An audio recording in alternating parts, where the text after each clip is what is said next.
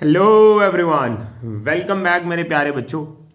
बेटा, इस वीडियो में मैं जो भी हमारे जेई 2022 जेई मेंस को जो भी बच्चे टारगेट कर रहे हैं अभी और जेई एडवांस को, उनको मैं गाइड करने वाला हूँ। बहुत सारे क्वेश्चंस मैं कवर करने वाला हूँ, ठीक है।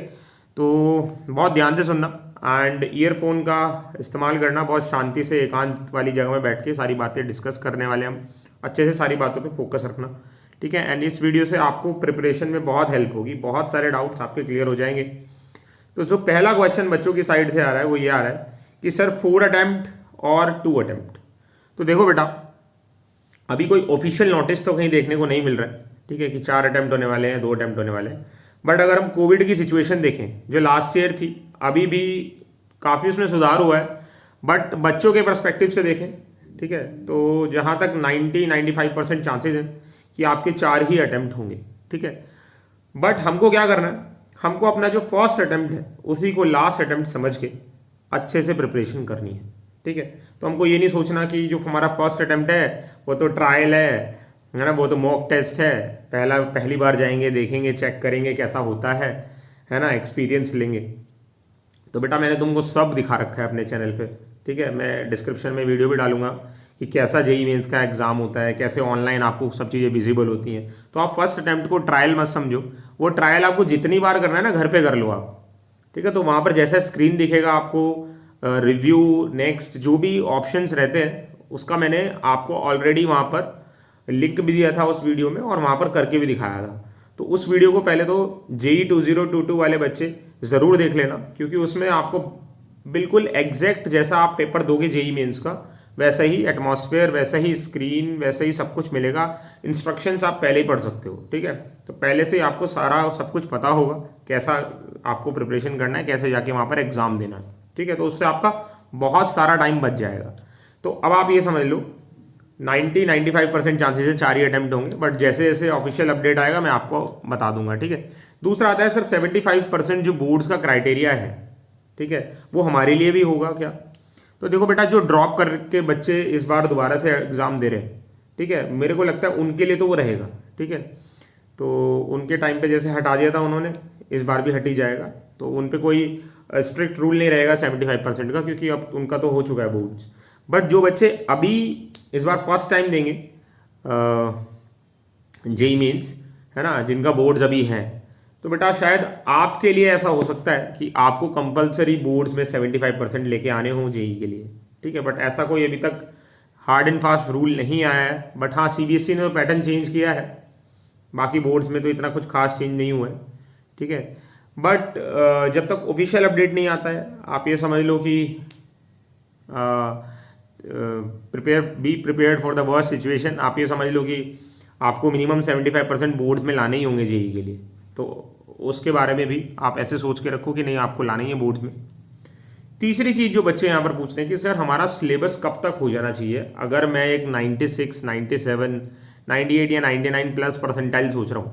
मैं सोच रहा हूँ मेरा 98, 99 परसेंटाइल प्लस आना चाहिए और मैं फर्स्ट टाइम जेई मेंस का पेपर दे रहा हूँ, तो मुझे कब तक सिलेबस कंप्लीट कर देना चाहिए अपना। तो देखो बेटा, अभी ये नवंबर चल रहा है, दिसंबर, एंड मैं बोलता हूँ कि अगर आपका जो फर्स्ट अटैम्प्ट होगा बेटा, जिसको आपको लास्ट अटैम्प्ट समझ के ही देना है, ठीक है। क्यों देना है लास्ट अटैम्प्ट समझ के, मैं ये भी समझा देता हूँ आपको। तो वो फेब के एंड में होगा, मार्च के स्टार्टिंग में होगा, ठीक है, फेब के एंड में समझ लो आप। तो मेरा मानना ये है कि जनवरी के स्टार्टिंग में आपका पूरा सिलेबस हो जाना चाहिए कंप्लीट, ठीक है। तो कोशिश करो कि जहाँ पर भी आप पढ़ रहे हो, अभी जिस भी कोचिंग इंस्टीट्यूट में हो या सेल्फ स्टडी कर रहे हो, जनवरी तक आपका सारा सिलेबस हो जाना चाहिए, ठीक है। तो फर्स्ट अटैम्प्ट को मैं इतना एम्फोसाइज क्यों करता हूँ, मैं क्यों बोलता हूँ बच्चों को कि जो आपका फर्स्ट अटैम्प्ट है ना, अगर आप उसको अच्छे से दे देते हो, उसमें आप 98, 97, 99 परसेंटाइल ले आते हो, तो बेटा आप बहुत रिलैक्स हो जाओगे, ठीक है। पहली बात तो आपका फर्स्ट अटैम्प्ट अच्छा हो गया अगर, तो बहुत सारी बधाइयाँ आपको मिलेंगी, है ना। और जो एक टेंशन रहता है कि कहाँ एडमिशन होगा, आपके लिए एनआईटीज़ कंफर्म हो जाएंगी, है ना। और सबसे बड़ी बात क्या है, जो बोर्ड्स और जेई एडवांस का पंगा बैठता है बच्चों के लिए, है ना, कि कैसे मैनेज करेंगे, वो बहुत क्लियर हो जाता है। जिस बच्चे का 98-99% आ गया फर्स्ट अटेम्प्ट में, उसको जेई एडवांस के लिए प्रिपेयर करना है। वो जेई एडवांस का अपना ताला खोल देता है ना, एंड उसके लिए फिर वो आगे मेहनत कर सकता है। बट जो बच्चा फर्स्ट अटेम्प्ट में 85 परसेंटाइल लेके आएगा, 90 परसेंटाइल लेके आएगा, उसको फिर सेकंड अटैम्प्ट के लिए बहुत पढ़ाई करनी पड़ेगी। तो वो जो एक मंथ उसका जाएगा ना, तो उसमें वो बोर्ड्स के लिए ज़्यादा कुछ पढ़ाई कर सकता है, ना ही जेईई एडवांस के लिए। फिर वो मेंस के लिए जाएगा, फिर थर्ड अटैम्प्ट में भी मेंस के लिए जाएगा, ऐसे। तो फर्स्ट अटैम्प्ट को अच्छे से दो। दूसरा क्या है बेटा, जो बच्चे फर्स्ट अटैम्प्ट में अच्छा स्कोर करते हैं, ठीक है, उनके पास बोर्ड्स को प्रिपेयर करने के लिए भी बहुत टाइम होता है बाद में, ठीक है, और वो जेईई एडवांस के लिए तभी से अच्छे से प्रिपरेशन कर सकते हैं। और आप और भी एग्जाम्स हैं जिनकी आप तैयारी करोगे, जैसे आप बिट्स भी दे सकते हो, आइजर, अगर किसी को केवीपीवाई या फिर आइजर्स में एडमिशन चाहिए, थ्रू केवीपीवाई भी जा सकते हो आप, आइजर एप्टीट्यूड टेस्ट के थ्रू भी जा सकते हो। चैनल पे मैं सब बताता रहूँगा, आप चैनल पे बने रहना, सब्सक्राइब कर देना चैनल को। और आप केवीपीवाई के थ्रू जा सकते हो, आइजर एप्टीट्यूड टेस्ट के थ्रू जा सकते हो, जेईई एडवांस की रैंक के थ्रू भी जा सकते हो। अगर आपकी 15,000 से नीचे आती है जेईई एडवांस में rank, CRL rank, open category की रैंक जो है, तो तब भी आप आइजर्स में एंट्री ले सकते हो, ठीक है। कितनी सारी वीडियोस मैंने आइजर की बनाई है यहाँ पे। फिर आप और भी अदर एग्जाम्स हैं जो आप देते हो, ठीक है। तो ये आपका हो गया, आप अपना सिलेबस कंप्लीट करने की जल्दी से जल्दी कोशिश करो। हाँ, एक बात ध्यान रखना, जेईई एडवांस फर्स्ट अटैम्प्ट जब आप देने जाओगे, उससे पहले आपके 10 से 15 मॉक टेस्ट आप दे देना अच्छे से, ठीक है। एंड 15 से 20 दिन एक बहुत बढ़िया वाला आपका रिवीजन होना चाहिए। फोर्थ क्वेश्चन जो बच्चों की साइड से आ रहा है वो ये आ रहा है कि सर 11th का रिवीजन कैसे करें, मतलब बैकलॉग क्लियर करें, अभी अब नवंबर चल रहा है, और कैसे क्लियर करें, क्या उनका थोरो रिवीजन करें। तो बेटा देखो, मैं तो ये बोलता हूँ, आपने अभी अभी जो पढ़ा है वो क्लास 12th का सिलेबस है, तो आप क्लास 12th के सिलेबस को तो पहले बहुत अच्छे से कर लो। ऐसा मत करना कि आधा आधा क्लास 12th पढ़ लिया, अब बाद में देखेंगे। नहीं नहीं नहीं नहीं, जो आप 12th का भी पढ़ रहे हो उसको आप हाथों हाथ बहुत बढ़िया से कंप्लीट करके रखो। उसकी थियरी भी बनाओ, उसके नोट्स भी अच्छे से रिवाइज करो, उसके पीवाईक्यू भी सॉल्व करो। और अगर आप जेईई एडवांस के लिए प्रिपेयर करोगे आगे, तो कुछ क्वेश्चन जेईई एडवांस की भी सॉल्व कर लो, और जेईई मेंस के क्वेश्चन भी सॉल्व कर लो, पीवाईक्यू सॉल्व कर लो। और लास्ट में जब पूरा चैप्टर आपका तैयार हो जाए, मतलब पूरा चैप्टर तैयार तब मानोगे आप जब आप उसके 70% क्वेश्चंस कर पा रहे हो, 70 to 75 80% क्वेश्चंस आपके सही हो रहे हैं, ठीक है। तब उसकी बनाओ शॉर्ट नोट्स, ठीक है, समरी या शॉर्ट नोट्स। तो शॉर्ट नोट्स ऐसे होने चाहिए कि उन शॉर्ट नोट्स को अगर आपने पढ़ लिया, ठीक है, तो आपको नोट्स पूरा रिवाइज करने की ज़रूरत ना पड़े। तो ये लास्ट में पेपर से कुछ दिन पहले, 8-10 दिन पहले बहुत हेल्प करते हैं शॉर्ट नोट्स। तो अगर आप शॉर्ट नोट्स बनाने की हैबिट रखोगे, है ना, मैंने पुरानी वीडियोस में बताया था, बच्चे काफ़ी सारे मेंटेन भी कर रहे हैं, तो उससे बहुत हेल्प होगी आपको। तो शॉर्ट नोट्स आप बना के रखो, ठीक है, वो बहुत ही हेल्प करेगा आपको, ठीक है। तो ये भी आपके शॉर्ट नोट्स तैयार रहेंगे, बहुत जल्दी आपका रिवीजन हो जाएगा, टाइम वेस्ट नहीं होगा बाद में। तो इन सब चीज़ों पे आप थोड़ा ध्यान रखो, ठीक है। तो अपना सिलेबस जल्दी से जल्दी कवर करो एंड उसका रिवीजन करो। क्लास 11th के टॉपिक्स का क्या करें सर?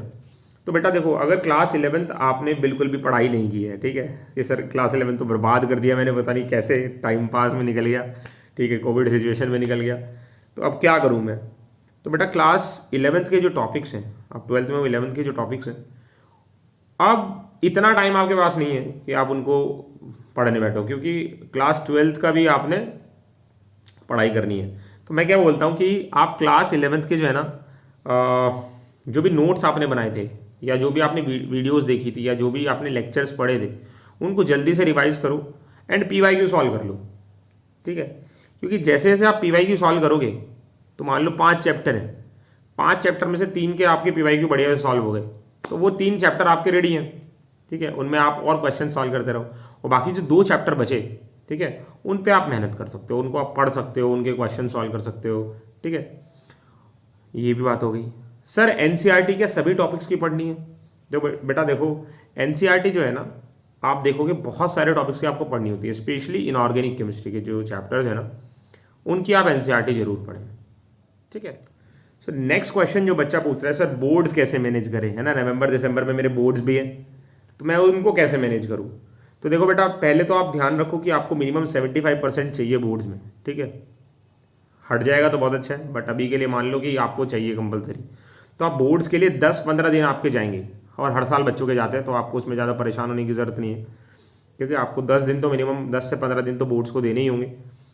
बेस्ट पार्ट क्या है आपके लिए कि पेपर एमसीक्यू होने वाला है, और एमसीक्यू आप क्लास 11 10 से करते आ रहे हो, तो उसमें आपको लिखने पे जो आपके मार्क्स कटते हैं, सब्जेक्टिव में जो मार्क्स कटते हैं, उनसे आपको कोई टेंशन नहीं है। एमसीक्यू आपने ऑलरेडी इतना सॉल्व कर लिया है, तो पीसीएम पीसीबी में तो आपकी पूरी प्रैक्टिस होगी। रहा आपका ऑप्शनल सब्जेक्ट और इंग्लिश, तो उन पे थोड़ा सा ध्यान दो, क्योंकि एक ओवरऑल परसेंटेज भी अच्छा होना चाहिए। कल को आप अगर कैट या आईएम्स या फिर एमबीए के लिए जाओगे तो क्लास 12 का भी परसेंटेज वहाँ पर देखा जाता है, ठीक है। तो बोर्ड्स को भी जब आपका बोर्ड जाएगा तो 10 से 15 दिन बोर्ड्स को देना, ताकि आपका वहाँ पर परसेंटाइल भी एक अच्छा परसेंटेज भी एक अच्छा बन सके और बाद में आपको प्रॉब्लम ना हो। लास्ट में मैं एक क्वेश्चन और डिस्कस कर लेता हूँ कि सर कौन सा मटेरियल सॉल्व करें केमिस्ट्री के लिए, ठीक है। तो बेटा देखो, मैं ऑलरेडी आपको टेलीग्राम पे जितने भी बच्चे हैं, मैंने वहाँ पर 40-45 बुक्स ऑनलाइन अवेलेबल करा रखी हैं। उसमें सब है, सिंगेज, VK Jaiswal, Himanshu Pandey, MS Chauhan, objective JE mains book है ना, और फिंगर टिप्स, एग्जाम्पलर, मतलब उसमें जितनी बुक्स अवेलेबल है ना जेई नीट के लिए सब है, 40-45 बुक्स हैं। और मैं और भी मटेरियल शेयर करता रहता हूँ। तो मैं क्या बोलता हूँ ना, किसी भी एक बुक को फॉलो मत करो, क्योंकि ऐसा थोड़ी है कि कल तुम्हारा 2022 में एग्जाम है तो 2021 में आपके लिए स्पेशल थोड़ी लिखी है किसी ने बुक। ये तो सब पहले लिखी हुई है ना बुक्स। तो आप क्या करो, एक तो फंडा है कि कोई भी एक बुक पूरी सॉल्व कर लो, ठीक है। या दूसरा फंडा क्या है कि सपोज आप केमिकल बॉन्डिंग क्वेश्चन कर रहे हो, तो आज केमिकल बॉन्डिंग के क्वेश्चन एक बुक से कर लिए, नेक्स्ट टाइम जब आप कभी आपको केमिकल बॉन्डिंग के क्वेश्चन करने रहे, ठीक है, तो उस बुक से ना करके दूसरी बुक से सॉल्व कर लिए। तो उससे आपको पता भी चल जाएगा, क्वेश्चन जम्बल भी हो जाएंगे, मिक्स भी हो जाएंगे, और आपको दिमाग में वो याद नहीं होंगे, आपको दोबारा से उनको सोचना पड़ेगा, ठीक है।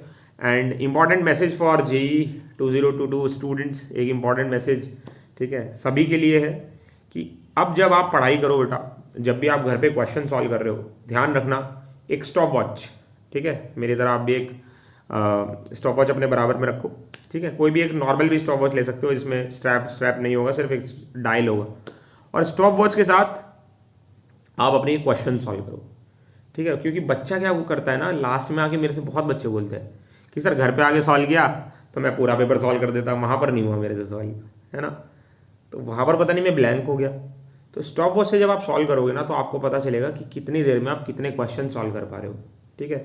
और ये कॉम्पिटिटिव एग्जाम है बच्चों, ये कोई ऐसा एग्जाम नहीं है कि 5 दिन में सॉल्व करके दे दो, ये स्पेसिफिक टाइम का एग्जाम है, ठीक है। तो क्वेश्चन की डिफिकल्टी लेवल से भी तुमको तुम्हारे दिमाग से एग्जामिनर खेलता है, और टाइम से भी खेलता है, ठीक है। तो डिफिकल्टी लेवल तो आपकी प्रैक्टिस से ठीक हो जाएगी, बट टाइम को कैसे मैनेज करोगे, तो उसके लिए स्टॉप वॉच अपने साथ रखो और देखो कि डिफिकल्ट क्वेश्चन में कहीं आप बहुत ज़्यादा टाइम तो नहीं ले रहे, और इजी क्वेश्चन में कहीं आप बहुत ज़्यादा टाइम तो नहीं ले रहे, ठीक है। तो ये सब मेरी साइड से आपके लिए इन्फॉर्मेशन थी बच्चों।